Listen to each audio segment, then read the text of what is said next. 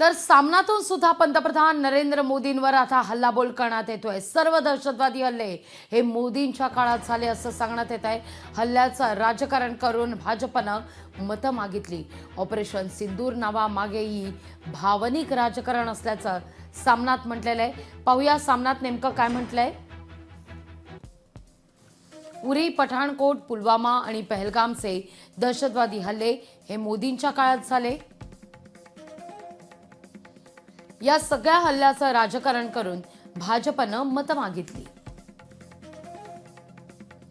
पण जे हुतात्मा झाले त्यांना खरा न्याय कधीच मिळाला नाही।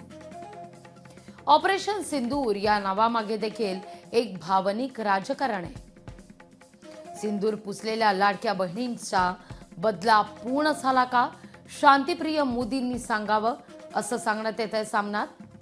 मोदींना सायप्रस देशाचा सर्वोच्च पुरस्कार मिळालेला आहे। पुरस्कार गळ्यात घालून ते भारतात परततील। बहिणींच्या पुसलं गेलेलं सिंदूर आठवावं अशी टीका सामनातून होतीये। सिंदूर रक्षणाकरता ज्यांनी युद्धाची विमानं उडवली ते मोदी आता शांतीची कबुतरं सोडतायत असं म्हणत सामनातून टीकास्त्र डागण्यात येत आहे। लोकशाही मराठी ऐका, पहा, जागरूक रहा।